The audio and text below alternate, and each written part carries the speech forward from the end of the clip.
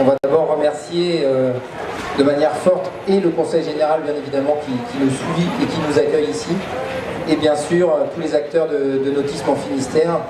Je crois qu'aujourd'hui, on connaît bien François, on connaît bien l'ensemble de son équipe, et c'est des acteurs comme ça qui sont issus du tissu associatif, qui travaillent aujourd'hui tous les jours, et avec l'associatif, et avec le privé, et qui ont compris que finalement, nos structures, que ce soit Allo Attitude ou 29, le fait de travailler main dans la main avec des associations sportives, ça va sans doute créer des événements d'ampleur. Pourquoi?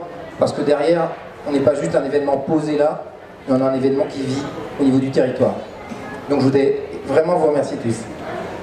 De l'autre côté, sur la partie Coupe du Monde Windsurf, bien sûr, on veut essayer de faire revivre ce qu'on a vécu il y a plus d'une vingtaine d'années, puisque la dernière, c'était en 94 à La Torche, en 96 la dernière en France, donc ça fait 18 ans. 18 ans qu'il n'y a pas eu de Coupe du Monde de Windsurf en France, donc c'est juste une aberration.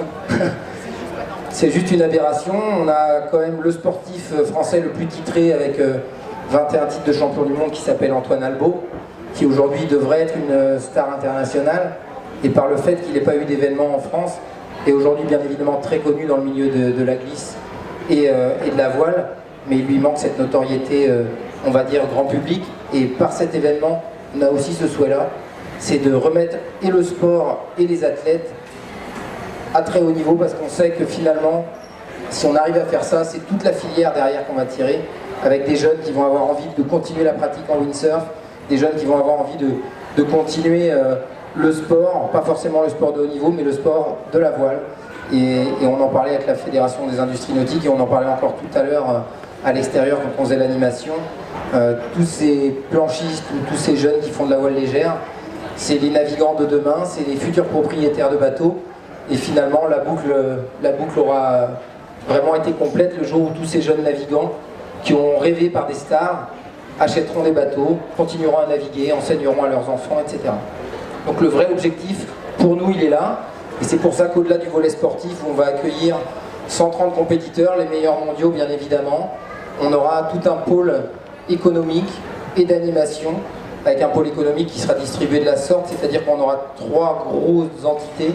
Une entité sur la filière glisse, bien évidemment, avec tous les acteurs, que ce soit le windsurf, le surf, le paddleboard, le kitesurf, et toutes les déclinaisons de la glisse, avec des exposants, avec, on va dire, un petit peu l'histoire de ces sports-là.